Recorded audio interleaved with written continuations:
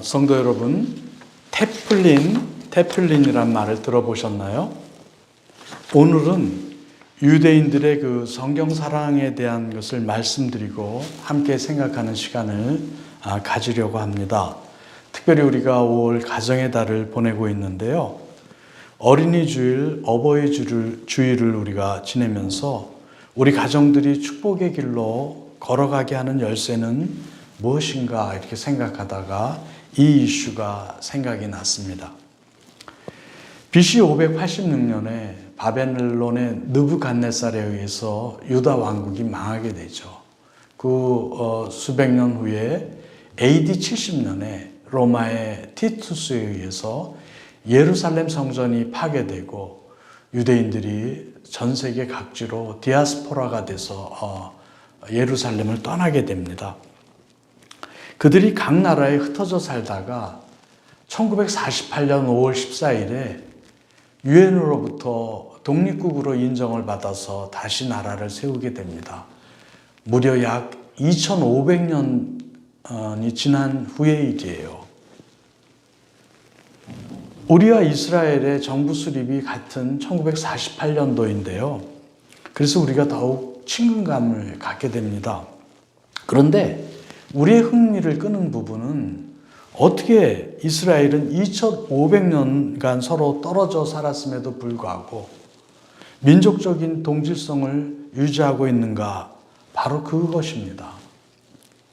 이처럼 오랜 세월 후에 이스라엘이 독립한 것도 기적이지만 더 놀라운 것은 그들이 독립할 때 세계 약 50여 개국에서 250만 명이 본토로 돌아왔다고 그러는데요. 서로 말이 통한다는 거예요. 그들은 각 나라에 흩어져 살았으나 종교적 전통을 지키기 위해서 가족별로 안식일을 지키고 유월절 등 절기를 지키면서 히브리어로 된 성경과 탈무드를 읽고 자녀들에게 가르치기 위해서 히브리어로 예배를 드렸습니다. 선민으로서 자신들의 종교적인 전통을 지키고 자신의 정체성을 유지하는 최선의 길이다 이렇게 생각했기 때문에 그렇죠. 현재 유대인들이 지구상에 약 1500만 명 정도 된다고 합니다. 그 중에서 약 650만 명 정도가 이스라엘 본토에 살고 있고 나머지 900만 명은 해외의 디아스포라로 다 흩어져 있다고 그래요. 그러니까 본토보다 디아스포라가 더 많은 민족이 유대인들이에요.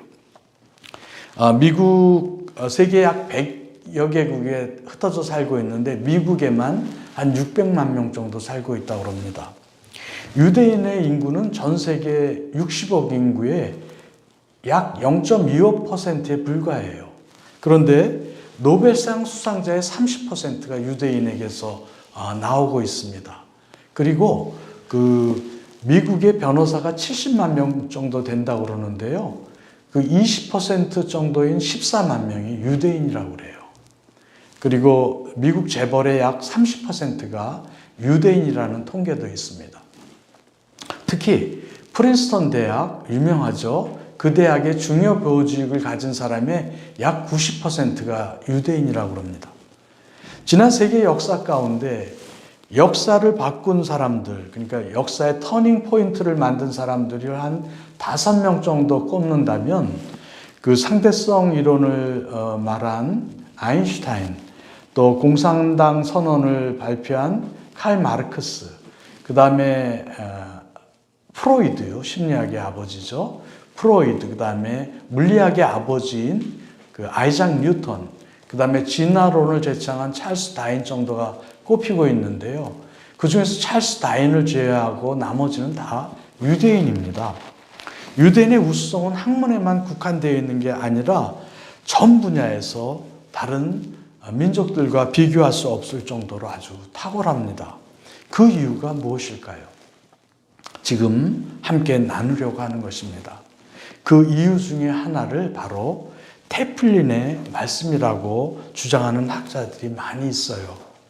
이 테플린이라는 것은 유대인들이 수천 년 동안 이마와 손목에 메고 성경을 암송하고 묵상하는 가로 세로 높이가 한 5cm 정도 되는 까만 말씀의 함이에요. 유대법에 따르면 주중에 매일 아침 기도할 때 착용하도록 되어 있다고 그렇게 말하고 있습니다. 이 테플린의 그 박스 안에는 4개의 방이 있다고 그래요. 그러니까 하나님이 하신 말씀이 많지만 어떤 말씀이 이 테플린의 말씀의 방에 들어갈까요? 이는 하나님께서 특별히 지목한 말씀 중에 미간과 손목과 문설주와 바깥문에 붙이라고 하신 명령이 기준이 된다고 합니다. 우리가 지난 4월에 매일 성경으로 출애굽기를 새벽기도에 다루면서 열주안과 유월절의 말씀을 함께 묵상했는데요. 하나님은 유월절을 다룬 출애굽기 13장의 말씀을 가지고 2번씩이나 이 말씀을 미간에 붙이고 손목에 매어 가르치라고 명령하셨습니다.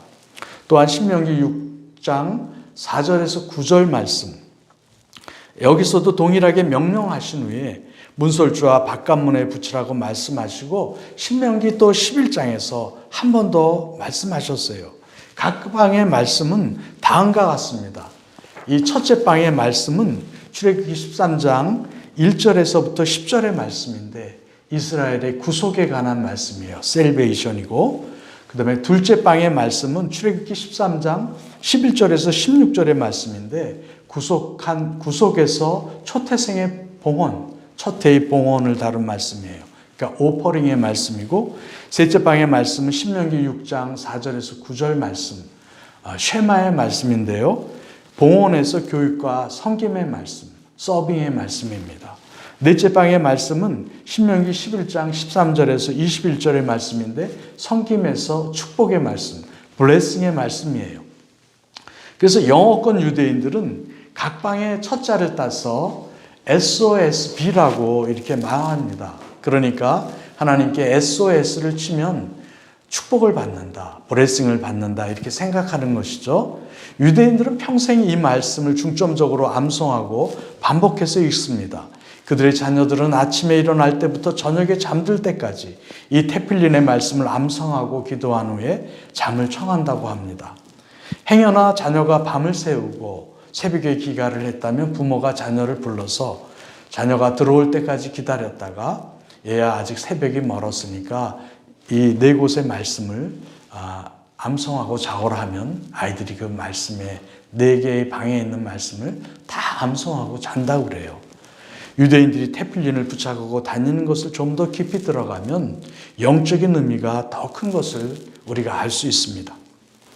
그들은 테필린을 머리와 손에 부착하는 것은 하나님과 더불어 말씀과 함께 산다는 영적 의미가 있는 것입니다. 하나님의 말씀이 항상 내 몸과 마음에 붙어 있다는 것이죠. 유대인 신학자인 밀턴 스타인버거 박사는 그래서 그 의미를 이렇게 말했습니다. 유대인이 하나님의 말씀을 몸에 지님으로 자신의 모든 마음과 행동을 하나님의 뜻에 맡기고자 하는 헌신의 표시이다 이렇게 말했어요. 우리는 말씀의 함을 이마와 손목에 그리고 문설주와 바깥문에 붙이라는 말씀이 무척 생경스럽게 생각할 것입니다. 유대인들은 그러나 그 말씀의 함을 붙이는 방법과 끈을 부착하는 그런 사용법도 가르친다고 그래요. 그래서 그들의 생활을 다룬 사진을 보면 그렇게 부착하고 성경을 암송하고 있는 모습도 우리가 왕왕 볼 수가 있어요. 사실 그 손목에 매라는 그 말씀은 행위와 실천의 지침으로 삼으라 그런 말씀이죠. 그 다음에 미간에 붙이라는 말씀은 너의 사고와 판단의 중심 기준이 되라 그런 말씀이고, 또 내 집의 문설주와 바깥문에 기록하라는 말씀은 가정생활과 사회생활의 기준이 바로 말씀이다 이렇게 말씀하고 있는 것입니다. 그러므로 이 말씀은 우리의 판단 기준이 전통이거나 아니면 사람의 잘못된 가치관들이 기준이 되어서는 안 된다는 그런 말씀이에요. 테플린의 말씀을 이마에 붙이는 것은 이제부터 너희 생각을 그치고 하나님의 말씀에 고정하라는 강력한 하나님의 메시지가 되는 것입니다. 하나님의 말씀 교육의 핵심은 반복이에요. 그래서 그것을 유대인들은 학가다 교육이라고 그러는데요. 하나님은 그의 백성들을 말씀으로 반복하기 위해서 눈에 제일 가까운 미간에 붙여 말씀을 늘 반복해서 기억하고 판단의 기준으로 삼으라고 말씀하시고 있는 것입니다. 손목에 매라고 하는 것도 같은 이유죠. 사람의 행동은 생각한 후에 손이나 발로 시작하게 됩니다. 그래서 모든 행동과 실천의 지침인 테필린을 원칙적인 삶으로 삼고 손목에 매라고 하신 거예요. 우리가 하나님의 말씀을 미간에 붙이고 손목에 매고 있으면 그 사람의 판단과 행동의 기준이 말씀에 입각해 살 가능성이 매우 높은 것이죠. 문설주와 바깥문에 기록하라는 것도 가정생활이나 사회생활에서도 말씀 중심으로 행하기 위한 거예요. 유대인들은 그래서 매주자라고 하는 말씀의 함을 문설주에 붙여서 신명기 6장 4절에서 9절 말씀을 넣고 들어가며 나가며 매주자의 손을 얹고 기도하며 오늘도 하나님의 말씀으로 생활에서 승리하는 삶을 살겠다고 다짐한다고 그래요. 그래서 유대인들은 나갈 때마다 문설주에 있는 매주자를 잡고 시편 121편 8편을 외운다고 그럽니다. 여호와께서 너희 출입을 지금부터 영원까지 지키시리로다. 그 기도를 하면서 이런 기도를 병행해서 한다고 그럽니다. 주님, 오늘도 사회생활에서 이 말씀으로 승리하게 하소서. 또한 이 말씀이 기준이 돼서 사람을 만나게 하시고 이 말씀이 원리가 되어 무엇인가를 결정할 때 하나님의 말씀대로 살게 하소서. 누군가를 만나게 될 때도 이 말씀의 원리로 만나고 헤어지게 하소서. 이 말씀이 사회생활의 승리의 기준이 되게 하시고 이 말씀으로 사회에서 하나님의 영광을 드러내게 하소서. 이런 기도를 덧붙인다고 그래요. 이들이 집으로 돌아올 때 문설주에 있는 매주자를 잡고 또 한 번 하나님 앞에서 오늘 하루의 삶이 말씀대로 살았는지에 대하여 반성하며 자신의 삶을 점검하는 기회로 삼는다는 것입니다. 하나님의 말씀의 잣대로 살아가는 유대인들이야말로 하나님의 관심을 끌며 하나님의 축복으로 세상을 이끌어가는 것이 어찌 보면 당연한 결과일 것입니다. 테필린의 네 번째 방에는 축복의 말씀이 들어있다고 했습니다. 신명기 11장 13절에서 21절의 말씀인데요.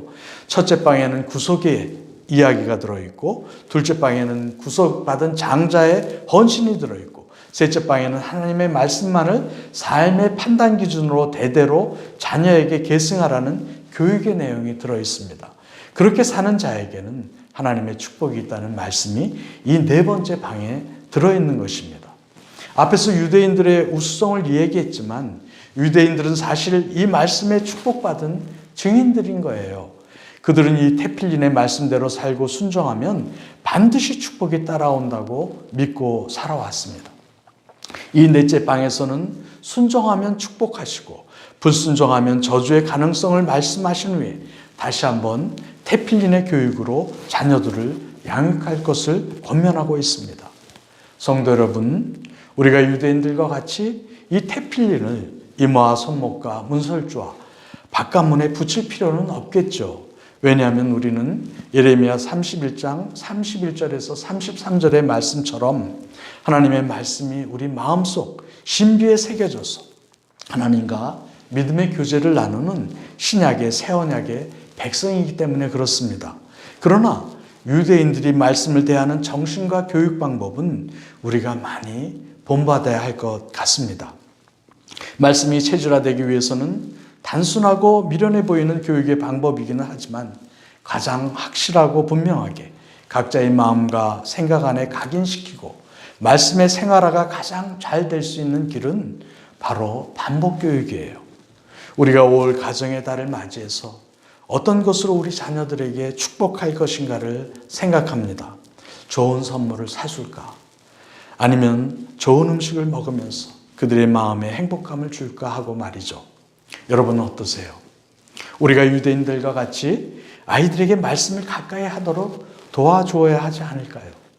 하나님의 말씀을 잘 먹을 수 있도록, 암송할 수 있도록 인도해야 되지 않을까요? 그것이 우리 아이들이 잘 되는 길인 것입니다. 축복의 길인 것입니다. 그러기 위해서는 부모가 먼저 말씀을 가까이 하는 모습을 아이들에게 보여줘야 합니다. 최고의 교육 방법은 마더링이에요. 부모가 모범을 보여주는 것이죠. 유대인들은 유월절 등 절기를 아이들과 함께 지키면서 아이들에게 모델이 되어주는 것입니다. 부모가 가정에서 말씀과 씨름하는 모습을 본 아이들이 그것을 따라하게 되는 것이죠. 요즘 코로나 시대에 여호와께 돌아가자, 여호와를 알자라는 말이 많이 회자되고 있습니다. 우리가 힘써 하나님을 알아야 합니다. 호세아 6장 1절에서 3절의 말씀이죠. 오라 우리가 여호와께로 돌아가자. 우리가 여호와를 알자. 힘써 여호와를 알자. 그렇다면 우리가 어떻게 하나님을 알 수가 있을까요? 사실 하나님을 안다는 것은 은혜의 영역입니다. 우리는 성령님이 계시해 주시는 만큼 하나님을 알 수가 있습니다. 성령님은 어떻게 우리에게 계시해 줍니까? 말씀을 통해서인 거예요. 말씀은 성령님이 사용하시는 은혜의 도구가 되는 것입니다. 성령님은 우리가 성경을 읽고 암송하고 묵상할 때 하나님을 알도록 도와주시는 거예요. 우리가 성경을 암송하고 묵상할 때 하나님은 어떤 분이시며 무엇을 행하셨으며 무엇을 행하고 계시며 지금 무엇을 하실 수 있는가 우리가 계속 물어봐야 하는 것입니다. 그리고 그 말씀을 통한 깊은 교제 속으로 들어가야 되는 것입니다. 여러분, 성경 암송과 묵상은 우리가 하나님을 알아가는 길입니다. 또한 예수님의 형상과 성품을 우리 안에 담는 통로가 되는 거예요. A.W. 토저 목사님은 하나님을 아는 것이 그를 사랑하는 것이요. 그를 더 잘 아는 것이 그를 더 사랑하는 것이다. 이렇게 말씀했습니다. 하나님을 아는 지식이 없을 때 인간은 죄를 범하게 됩니다. 하나님을 아는 지식을 버릴 때 인간은 나아게 되는 거예요. 성경 암송과 묵상을 통하여 하나님을 알고 사랑하는 하나님의 사람이 되시기 바랍니다. 예수님을 닮은 인격으로 성숙한 하나님의 사람이 되시기를 바랍니다. 그리고 그 말씀을 묵상하는 가운데 지혜를 얻어서 변화하는 시대에 그 불변의 말씀을 시대에 맞게 옷 입혀서 전하는 우리 모두가 되시기를 바랍니다. 자녀들에게도 말씀을 가까이 하며 말씀대로 살도록 잘 가르치시기 바랍니다. 말씀 안에 걷는 길이 축복을 얻는 길인 것입니다. 이러한 은혜가 우리 모두의 가정에 함께 하시기를 바랍니다. 샬롬.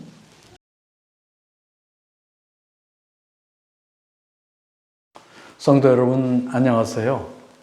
오늘이 부처님 오신 날인데요.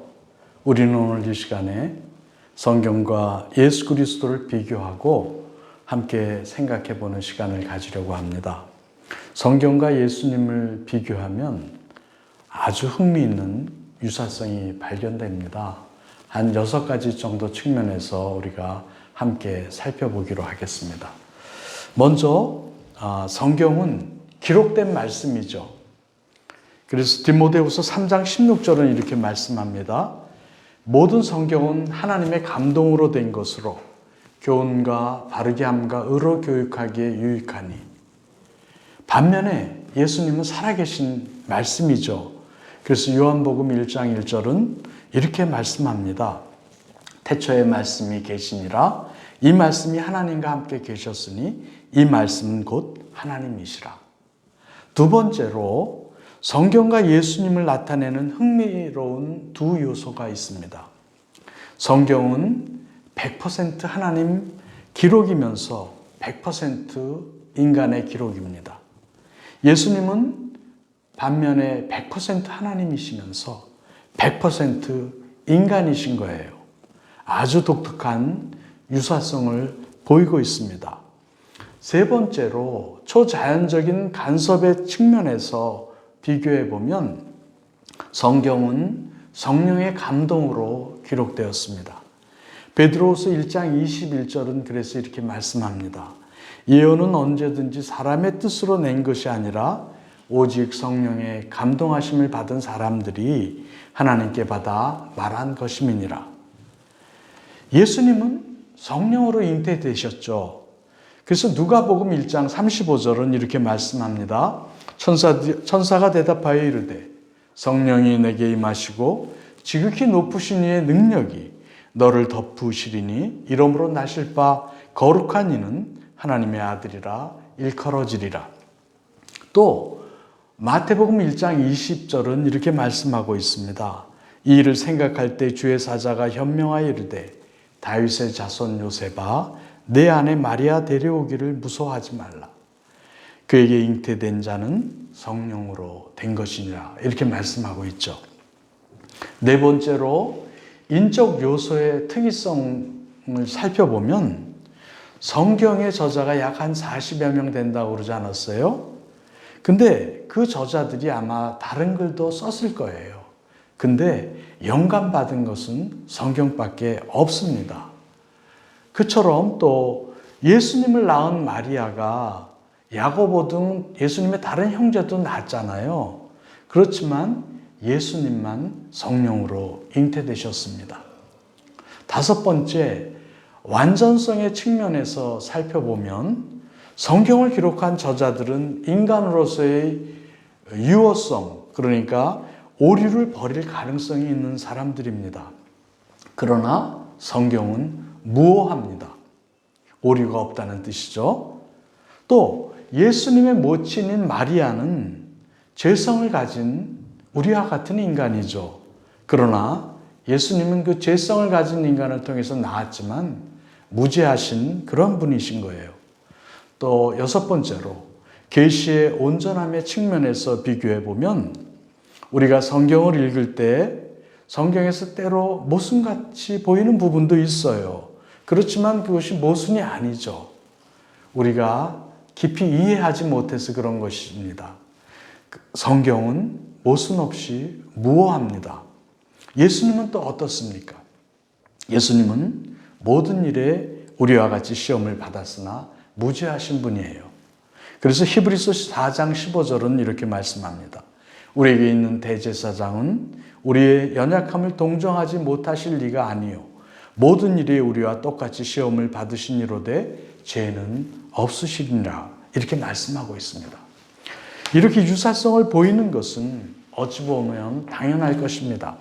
성경은 처음부터 끝까지 예수님을 중심으로 이야기가 펼쳐지는 책이에요. 그러므로 성경을 보면서 예수님을 모른다는 것은 있을 수 없는 일입니다. 예수님은 많은 이들에게 스스로를 하나님의 아들로 소개하고 성경을 통해 자신을 증거하셨습니다. 유대인들은 그 사실을 받아들이지 못했어요. 의심 많은 그들에게 예수님은 객관적인 증거를 제시하시면서 자신에 대해서 설명하셨죠. 세례 요한의 증거, 예수님이 행하신 여러 가지 기적과 이사들, 그리고 구약 성경을 가지고 자신을 증명했습니다. 예수님은 요한복음 5장 39절에서 너희가 성경에서 영생을 얻는 줄 생각하고 성경을 연구하거니와 이 성경이 곧 내게 대하여 증언하는 것이니라 이렇게 말씀하셨습니다. 누가복음 24장 44절에서도 부활하신 예수님의 제자들에게 이렇게 말씀합니다.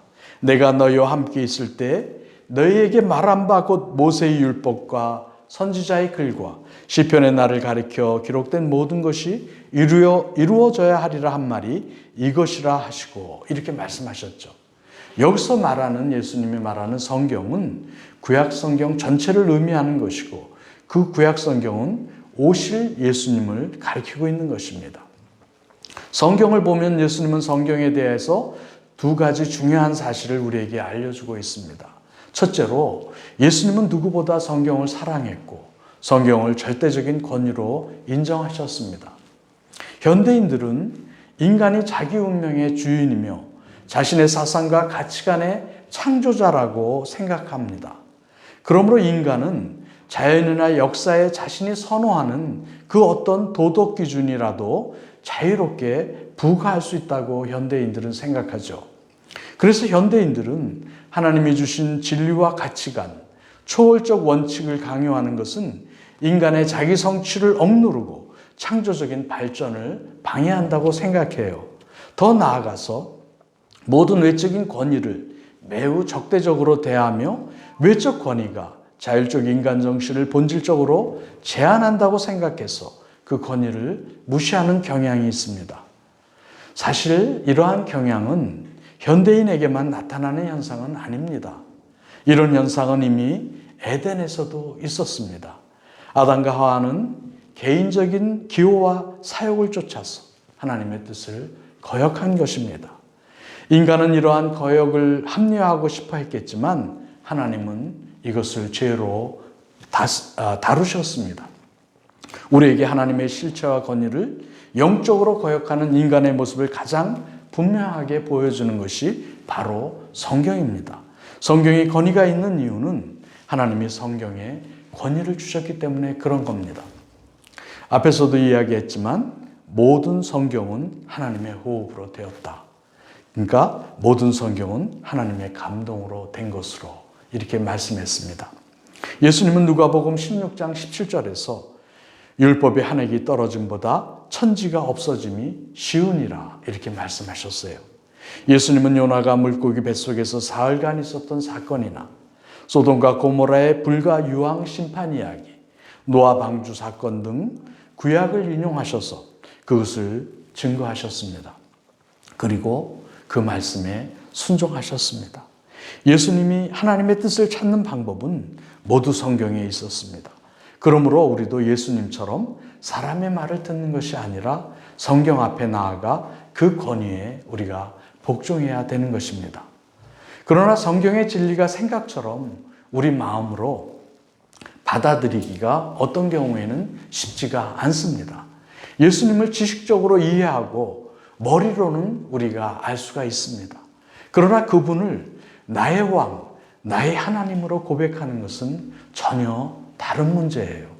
왜냐하면 믿음에는 인격적인 나의 결단이 필요하기 때문에 그런 것입니다. 이 결단은 머리에서 이루어지는 것이 아니에요. 마음에서 고백되는 것입니다. 누군가가 이야기했습니다. 머리와 가슴의 거리는 30cm밖에 되지는 않지만 엄청나게 긴 거리라고 말이죠. 잠언 4장 23절에 이렇게 말씀하고 있습니다. 모든 지킬 만한 것 중에 더욱 내 마음을 지키라. 생명의 근원이 이에서 남이니라. 그러므로 우리는 주님을 내 마음의 중심에 모시고 살기 위해서 머리에서 가슴으로 이어지는 30cm의 여행을 중단하지 말고 계속해야 합니다. 우리는 하나님의 말씀인 성경을 읽고 듣고 믿을 때 구원을 선물로 받고 하나님이 원하시는 성화의 길을 우리가 걸을 수가 있는 것이죠. 로마서 10장 17절 그러므로 믿음은 들음에서 나며 들음은 그리스도의 말씀으로 말미암았느니라 이렇게 말씀하고 있습니다. 둘째로 우리는 성경을 읽으면 예수님을 만난다는 거예요. 성경을 보면서 예수님을 보지 못한다면 그것은 성경을 잘못 보는 것입니다. 성경이 증거하는 예수님만이 하나님의 아들이며 우리의 구원자가 되시는 것입니다. 그러므로 성경 밖에서 발견하는 구원자는 모두 가짜입니다. 하나님께서는 성경을 통해 구원을 계시하시기 때문에 그렇습니다. 예수님 당시의 율법학자 바리새인들은 성경을 깊이 연구하고 능통했지만 메시아이신 예수님을 발견하지 못하는 우를 범했습니다. 그들은 성경을 귀하게 여겼을지 모르지만 성경의 진리에 대해서는 어두웠던 것입니다. 성도 여러분, 성경을 펼 때마다 예수님을 만나는 사람은 행복한 사람입니다. 성경은 지식을 위해서가 아니라 예수님을 만나 내 삶을 변화시키기 위해서 우리가 읽고 묵상하는 것입니다. 성경은 미래의 희망을 담고 있습니다. 또 성경은 우리의 현재의 삶에 의미와 힘을 실어줍니다. 더욱이 성경은 우리의 잘못된 과거와 하나님의 용서와 은혜를 연결해 줍니다. 만일 우리가 성경에 대해 권위 있고 하나님이 계시하신 진리로 받아들이지 않는다면 이러한 내적 보상을 오랫동안 경험하지 못할 것입니다. 우리는 성경은 하나님이 영감을 주신 선지자들과 사도들을 통해 주신 하나님의 말씀임을 확신해야 합니다. 성령님은 이 말씀을 통해 우리에게 믿음을 주시는 분이십니다. 성령께서는 하나님의 기쁜 것까지도 통달하시기 때문에 우리는 그래서 성령님의 도우심을 구해야 하는 것입니다. 우리 모두 날마다 성령님께서 우리의 삶을 인도해 달라고 의탁하시고 성경을 읽고 묵상함으로 예수님을 만나고 그 주님과 동행하는 복된 인생이 되었으면 좋겠습니다. 샬롬. 성도 여러분 안녕하세요. 지난 23일 주일이 성령 강림 주일입니다. 성령 강림주일은 사도행전 2장에 나타난 성령의 강림을 기억하고 기념하는 주일입니다. 오늘 우리가 주일 예배 때마다 듣는 말씀이고 우리 주보의 전면에도 인쇄되어 있죠. 영과 진리로 예배하라. 이런 의미에 대해서 함께 생각하는 시간을 가지려고 합니다. 오늘은 그 중에서 영의 포커스를 맞춰서 생각해보고 다음 수방사에서는 진리의 포커스를 맞춰서 생각해보는 시간을 갖겠습니다. 요한복음 4장을 보면 사마리아 여인과 예수님이 예배에 대한 대화를 나누는 장면이 나와요. 그때 여인은 예수님에게 어디에서 예배를 드려야 하며 언제 예배를 드려야 하는지를 예수님께 질문을 합니다. 그때 예수님은 여인에게 예배할 때가 이르는데 아직 예배할 때가 이르지 않았지만 멀지 않은 때에 예배할 수 있다고 말씀하시면서 이렇게 말씀하셨습니다. 요한복음 4장 23절인데요. 아버지께 참되게 예배하는 자들은 영과 진리로 예배할 때가 오나니 곧 이때라. 아버지께서는 자기에게 이렇게 예배하는 자들을 찾으시느니라. 이렇게 말씀하셨어요. 예수님은 참되게 예배하는 자는 영과 진리로 예배할 때가 온다고 하셨습니다. 여기 영과 진리란 말은 우리가 전에 보던 개역 한글판 성경에서는 신령과 진정으로 번역을 했습니다. 이 영이란 말은 헬라어 원문을 보면 퓨누마티예요. 이 원형이 퓨누마인데요. 보통 이 단어는 성령 또는 영으로 이렇게 번역이 됩니다. 그래서 성령으로 해석하는 사람도 있고 인간의 영, 영혼 이런 걸로 해석하는 사람도 있습니다. 이 푸뉴마라는 단어는 사실 구약의 히브리어 루하흐 이런 단어를 헬라어 70인경에서 번역을 한 단어예요. 이 단어는 그 바람, 숨, 호흡, 생기 또는 기분, 경향 이런 뜻으로 번역해서 쓰이는 그런 단어입니다. 그러니까 영어로서의 푸뉴마는 그 자체가 선하거나 악한 것이 아니라 그것이 무엇과 결합하느냐, 누구의 소유가 되느냐, 그리고 그 푸뉴마 안에 무엇을 담느냐에 따라서 변할 수 있다는 것을 전제해요. 그러니까 어느 쪽으로 해석하든 간에 예배는 형식과 규율이 문제가 아니고 우리의 중심 혹은 성령으로 드려야 한다는 그런 의미인 것입니다. 진리는 헬라어로 알레데이아 또는 말씀으로 대체할 수 있습니다. 그러므로 주님이 여인에게 말씀하신 참되게 예배하는 때는 말씀과 성령이 아주 관계가 깊다는 것을 알 수가 있습니다. 그러면 성령과 말씀이 만나는 때가 언제인가? 우리가 이 사실을 좀 깊이 알기 위해서는 이스라엘 절기에 대한 이해가 필요합니다. 이스라엘 백성은 출애굽에서 홍해를 건너 육지에 이른 날을 기념해서 초실절을 삼았습니다. 초실절은 말 그대로 첫 수확의 기쁨을 봉헌하는 그 종교적인 행사죠. 그것을 맥추절이라고도 합니다. 그래서 출애굽기 23장 16절에는 이렇게 기록되어 있습니다. 맥추절을 지키라. 이는 내가 수고하여 밭에 뿌린 것의 첫 열매를 거둠이니라. 하나님은 이 초실절 후에 그 77절, 그러니까 77이 49일을 지나서 그 다음 날을 77절로 삼았어요. 그러니까 오순절, 구약의 오순절이라고 할 수 있는 날이에요. 그래서 그 바로 77절에 하나님은 시내산에서 이스라엘 백성에게 십계명을 주신 거예요. 말씀을 주신 겁니다. 그리고 신약의 오순절 날에는 우리가 아는 것처럼 성령을 받은 거죠. 성령 강림의 역사가 있게 됩니다. 그러니까 초실절은 말하자면 신약의 부활절과 상응하는 절기예요. 초실절날 부활의 첫 열매로, 그러니까 부활절날 예수님이 부활하신 거죠. 그러니까 오순절은 초실절로, 그러니까 부활 후 50일이 되는 날이 오순절이에요. 오순이란 말은 5오자에 10순자입니다. 그러니까 50이라는 숫자죠. 그 영어로는 이걸 그래서 펜테코스트라고 그러는데 그 헬라 말에서 그냥 갖고 왔어요. 헬라 말도 펜테코스테라고 그럽니다. 이 펜타가 다섯이란 뜻이거든요. 이 헬라 말로서는 그 접두어로서 수를 표시하는 단어들이 있습니다. 여러분들이 아마 모노, 디, 트리, 테트라, 펜타, 헥사, 헵타, 옥타 이런 식으로 들어봤었는데 여기에 단어들이 붙으면 단어들이 바뀌게 되죠. 그 수를 의미하는 걸로.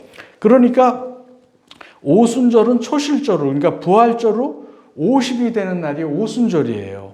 그러니까 모세가 시내산에서 하나님의 말씀을 처음 받은 날이 구약의 오순절이라고 할 수 있는 77절이라고 했습니다. 유대인들은 그래서 구약의 오순절날 하나님의 말씀을 받았기 때문에 율법을 받은 절기로 받아들여요.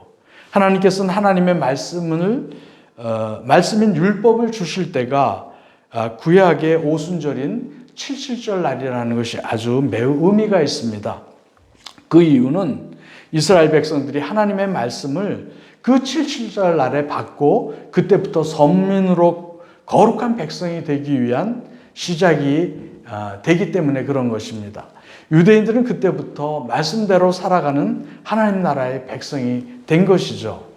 이스라엘 백성은 출애굽 이후 하나님의 공동체로서 구체적인 삶의 가이드라인이 없었어요. 그래서 굉장히 혼란스러웠죠. 그러나 구약의 오순절이라고 할 수 있는 그 77절 날에 하나님의 말씀을 시내산에서 받은 후에 거룩한 백성으로 살아갈 수 있는 구체적인 방법들이 제시되었기 때문에 하나님의 백성다운 삶을 살아갈 수 있게 됐습니다. 삶에서의 그 질서들이 회복되는 일이 진행된 것입니다. 시내산에서 말씀이 선포되면서 그들은 말씀대로 성막을 만들었고 그곳에서 말씀대로 제사의식을 지내게 된 거예요. 이때부터 하나님의 공동체인 이스라엘 백성은 말씀을 따라 진정한 예배를 드릴 수 있게 된 것입니다. 이스라엘 공동체가 구약의 오순절인 77절 이후 말씀과 제사를 통해서 말 그대로 광야 교회로 새롭게 출발하게 된 것입니다. 유대인들은 이 77절 날 율법을 받은 것에 대해서 하나님과 자신들이 결혼한 날이라고 비유해서 이야기를 하곤 해요. 그래서 스트레스펠트 마이클이라는 학자는 이렇게 말했습니다. 새로 구입한 두루마리 성경, 그러니까 토라죠, 모세오경. 이것이 회당에 안치될 때는 유대인들의 결혼 절차가 진행됩니다. 이것은 하나님의 말씀이 이스라엘 백성과 결혼한다는 의미입니다. 이때부터 하나님은 신랑이고 이스라엘 백성은 신부로 비유됩니다. 유대인에게 유월절은 이스라엘에 대한 하나님의 구원기간이고 오순절날 하나님의 말씀을 받은 날은 실제적인 결혼 축제일로 받아들이고 있습니다. 이러한 유대인들의 생각은 전혀 틀린 게 아닌 거예요. 성경학자들은 대부분 시내산에서 말씀을 받은 사건을 하나님과 선민 이스라엘의 성원 사건으로 해석하는 분들이 아주 많습니다. 하나님과 이스라엘의 관계는 우리가 예레미야 31장 31절에서부터 32절을 보면 아주 특별한 관계임을 알 수가 있어요. 제가 봅니다. 여호와의 말씀이니라 보라 날이 이르리니 내가 이스라엘 집과 유다 집에 새 언약을 맺으리라. 이 언약은 내가 그들의 조상들의 손을 잡고 애굽 땅에서 인도하여 내던 날에 맺은 것과 같지 아니할 것은 내가 그들의 남편이 되었어도 그들이 내 언약을 깨뜨렸음이라. 여호와의 말씀이니라. 하나님이 앞으로 신약의 시대에 새 언약을 이스라엘과 맺을 터인데 그때의 언약은 출애굽할 때의 언약과 같지 않다는 말이에요. 출애굽할 때는 어떻다고요? 하나님이 이스라엘 백성의 남편이 되었다는 말씀입니다. 출애굽기의 텍스트를 하나님이 예레미야를 통해서 해석해 주시고 있는 것입니다. 그리고 시내산 언약을 결혼 언약으로 해석하고 있는 거예요. 하나님과 이스라엘의 언약 관계는 단순히 해방자와 해방된 교회가 아니라 부부 관계라는 것이죠. 그래서 출애굽기 19장 이후에 전개되는 성경의 내용은 마치 하나님과 이스라엘의 성원 가정과도 같은 모습으로 쭉 전개되고 있음을 우리가 알 수가 있어요.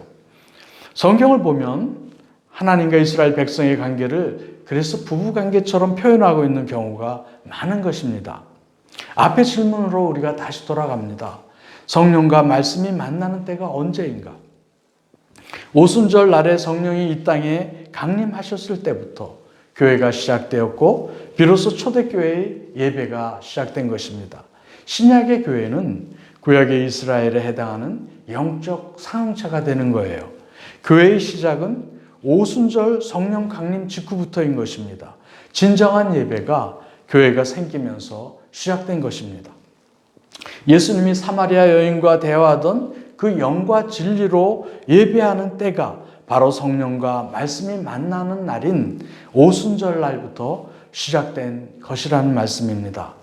구약의 오순절인 칠칠절에 하나님께서 말씀을 이 땅에 주시고 신약의 오순절 날에 성령이 이 땅에 강림하면서 다음과 같은 등식이 성립되는 것을 우리는 알 수가 있습니다.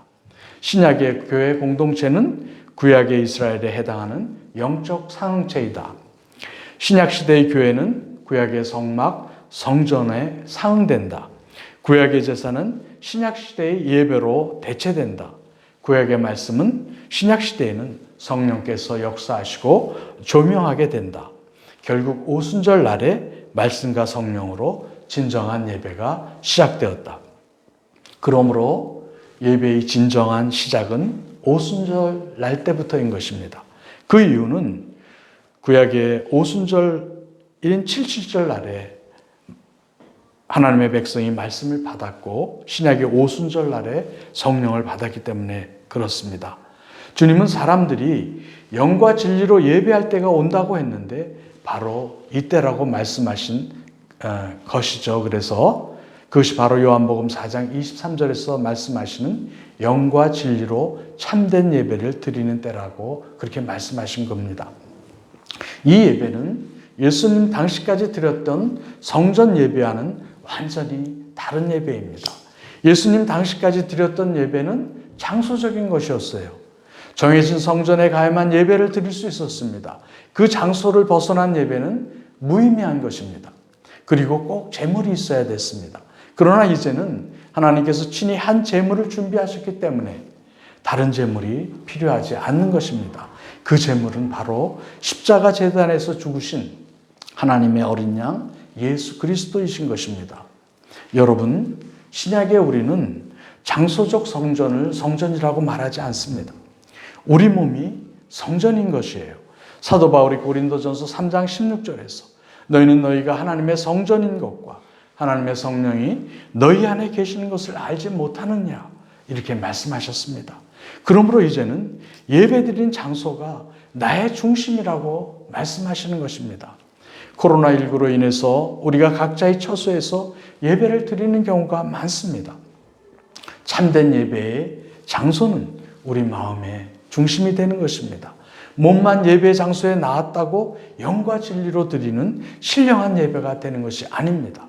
우리가 어느 곳에서 예배를 드리든지 진심으로 하나님께 예배를 드리고 나의 죄를 용서해 주신 것에 대하여 감격해 하는 마음이 없으면 그 예배는 영으로 드리는 예배가 아닌 것입니다.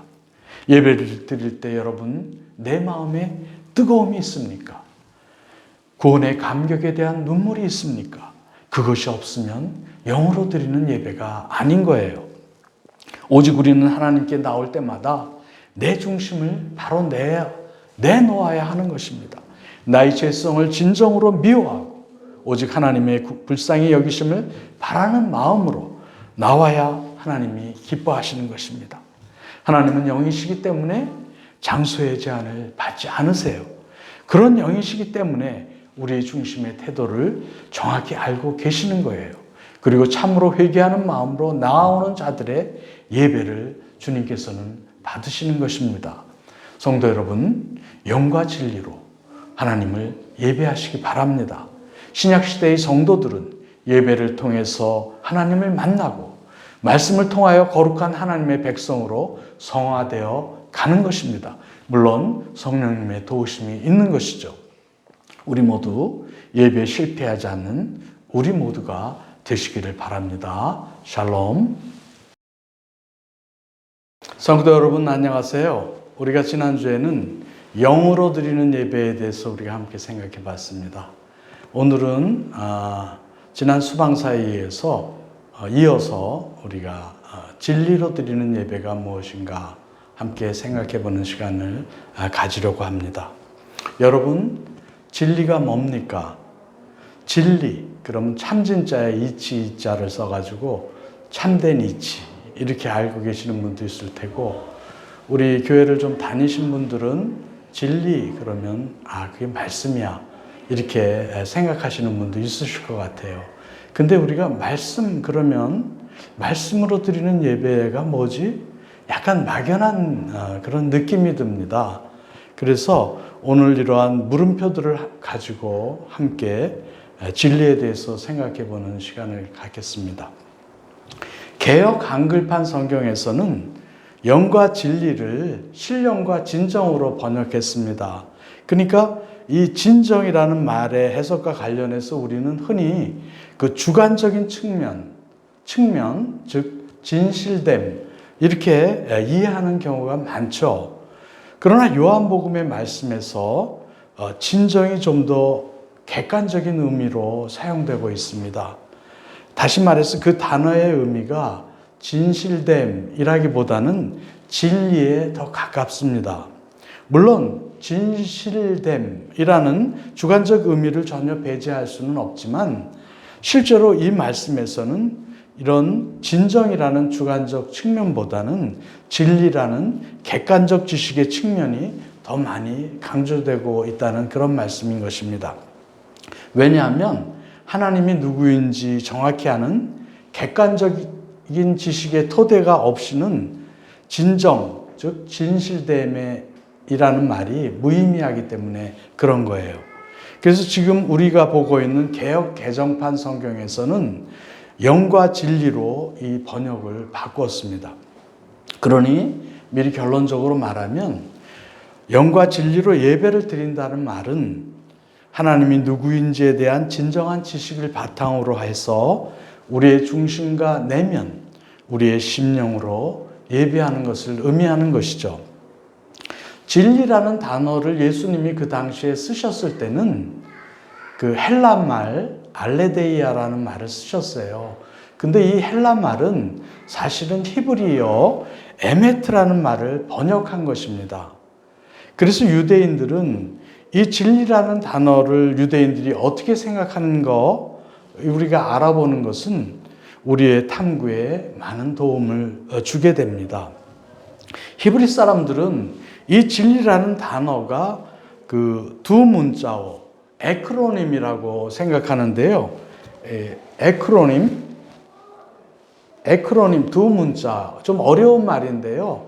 쉽게 말하면 그 단어, 어떤 단어의 그 앞자를 이렇게 모아서 만든 새로운 단어를 말해요. 그래서 어떤 언어이든 각각의 단어의 머리 글자를 모아서 새로운 단어를 만들거나 문장을 구성하는 경우는 종종 있는 일이죠. 우리도 가끔 교회에서 삼행시 놀이 같은 거 하지 않아요? 고대 히브리인들도 이러한 문학적인 기법에 아마 익숙했던 것 같습니다. 이 진리를 뜻하는 에메트라는 단어의 첫 문자는 히브리어 알파벳으로는 그 알렙이라는 말인데 이게 영어의 A와 같아요. 제일 첫 글자입니다. 그 알레프는 히브리어로 하나님을 의미하는 엘로힘을 말할 때 그 엘로힘의 첫 문자로도 쓰였어요.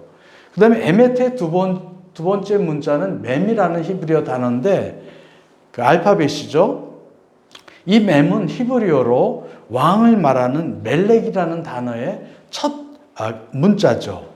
트로스인 타우라는 글은 영원이라는 히브리어 단어인 타미드라는 단어의 첫 문자예요. 이 트는 나중에도 말씀드리겠습니다. 히브리어의 맨 마지막 알파벳이에요. 아마 하나님이 진리라는 단어를 만드실 때부터 어떤 의도가 있는 것 같아요.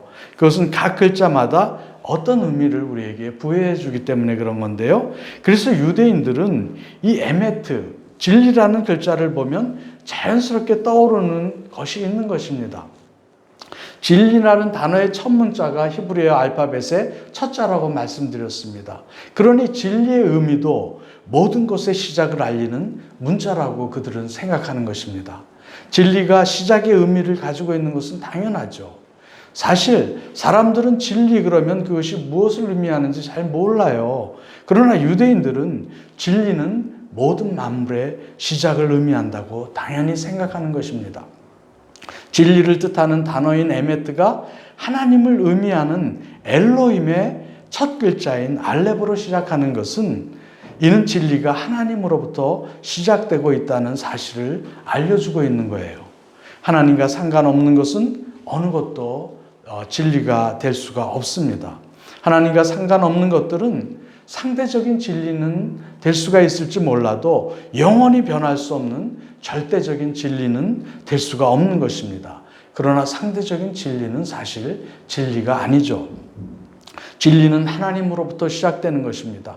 하나님과 연결돼서 진리가 시작되고 끝나야 절대적인 진리가 될 수가 있기 때문에 그런 것입니다. 그래서 여러분, 예수님 자신을 알파와 오메가 이렇게 말씀했잖아요. 이 알파라는 것도 헬라어의 첫 글자가 알파고 끝 글자가 오메가예요. 그러니까 예수님이 처음과 나중이다, 처음과 끝이다 이렇게 말씀하신 것이죠. 그러니까 진리는 언제나 하나님으로부터 시작되고 하나님으로 끝나는 것이 그 특징인 것입니다.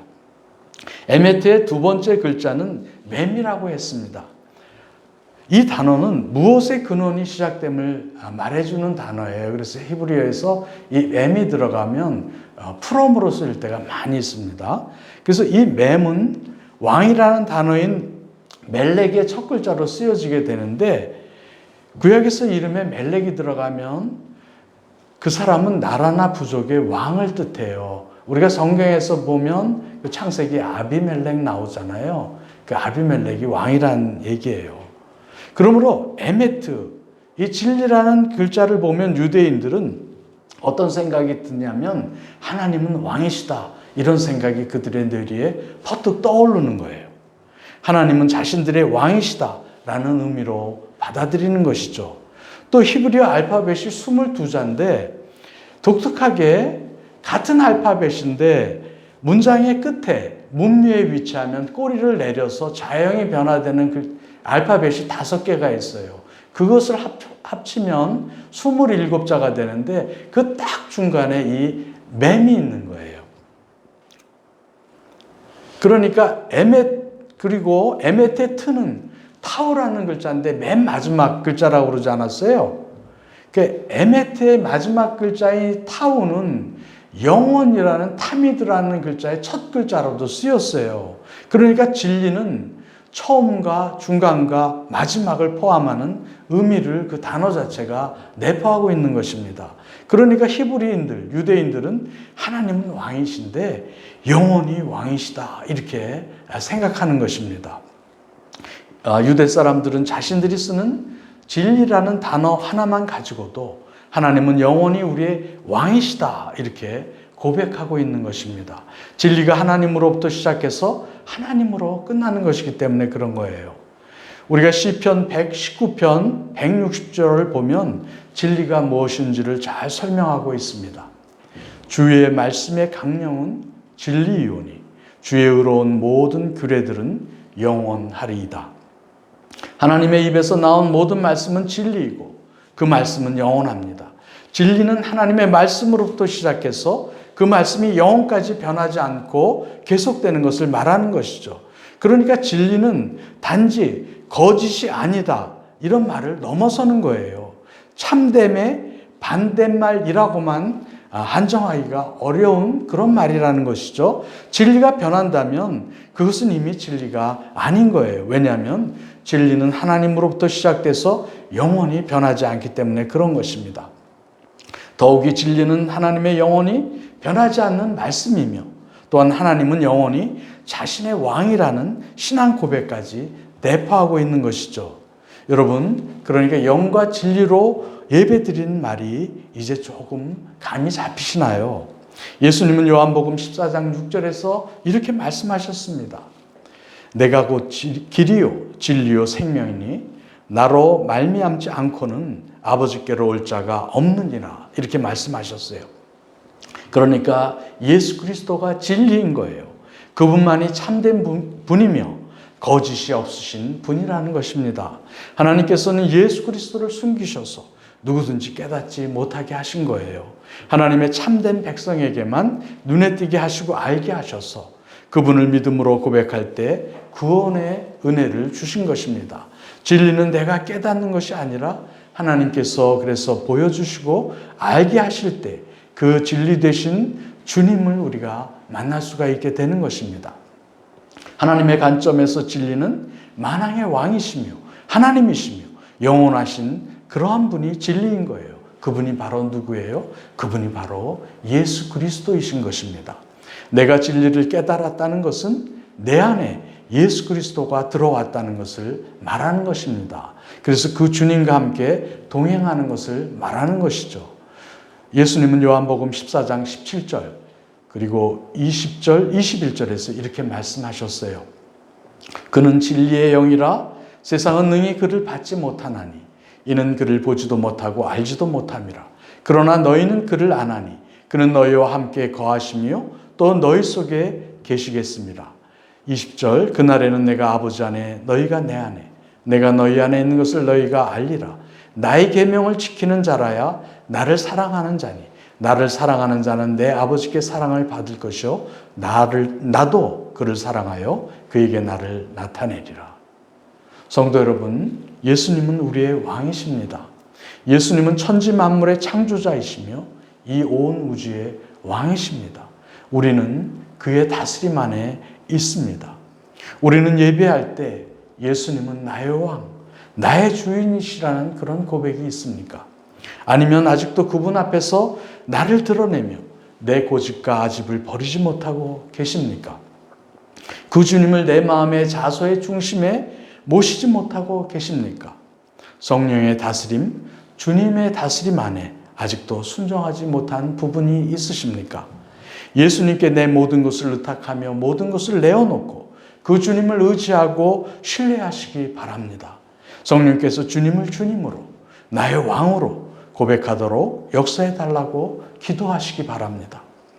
이사야는 예수님에 대해서 이사야서 9장 6절에서 이렇게 예언했습니다. 이는 한 아기가 우리에게 낳고 한 아들을 우리에게 주신 바 되었는데 그의 어깨는 정사를 메었고 그의 이름은 기묘자라 모사라 전능하신 하나님이라 영존하시는 아버지라 평강의 왕이라 할 것임이라. 예수님에 대한 예언이죠. 예수님은 파괴하고 점령하고 살육하는 그런 폭력적인 왕이 아니라 평강을 주러 오신 왕이라는 것입니다. 평강은 우리가 돈으로 살 수 있는 것이 아니죠. 시편 29편 11절에서 그래서 여호와께서 자기 백성에게 힘을 주시며 여호와께서 자기 백성에게 평강의 복을 주시리로다 이렇게 말씀했습니다. 평강은 하나님의 은혜요 선물입니다. 예수님은 멀리 하늘나라에서 우리를 바라보고만 있지 않으시고 이 땅에 오셨습니다. 우리를 만나주시고 손잡아 주시고 위로해 주시고 고쳐 주시고 또 싸매어 주셨습니다. 그렇다면 우리도 예수님과 멀리 떨어져 있으면 안 되죠. 늘 가까이 날마다 만나야 합니다. 제일 좋은 것은 예수님 안에 내가 있고 내 안에 주님이 계시다는 것입니다. 어떻게 그것이 가능하냐고요. 우리의 마음을 비우고 우리의 심령을 예수님으로 성령님으로 채우면 되는 것입니다. 우리들 마음에 허영과 분노, 거짓과 불평, 불만, 원망과 원한이 가득 차 있다 하더라도 예수님을 영접해서 내 마음의 주인으로 삼으면 그런 것들이 물러가는 것입니다. 그리고 내 마음속에 평강이 자리 잡게 되는 것입니다. 코로나 시대에 우리 모두의 형편이 어려워졌습니다. 그런데 주님은 지금도 이렇게 말씀하시는 거예요. 나를 따라오너라. 내가 그렇게 찾던 왕이 바로 나다. 내가 무엇을 가지고 근심하며 고통스러워하느냐. 내가 만물을 다스리노라. 사망과 죽음의 권세도 다스리노라. 그러니 내게 부르짖어라. 나는 만물의 창조자이니 너를 위해 낮아졌노라. 그러나 그러니 나를 의지하여라. 내 믿음과 행동이 엉망진창일 때 내가 너를 위하여 십자가에서 죽었노라. 내가 너의 진정한 사랑이요 생명이요 진리이다. 그러니 나를 따라오노라. 우리 모두 예수님을 영원히 나의 왕, 나의 주로 고백하며 예배를 드립시다. 그리고 그분을 내 마음 중심의 자소의 주인으로 모셔드립시다. 그리고 그 주님이 주시는 평강을 마음껏 누리면서 그 평강을 다른 사람에게도 전합시다. 평강의 주님, 내 마음에 오시옵소서. 아멘.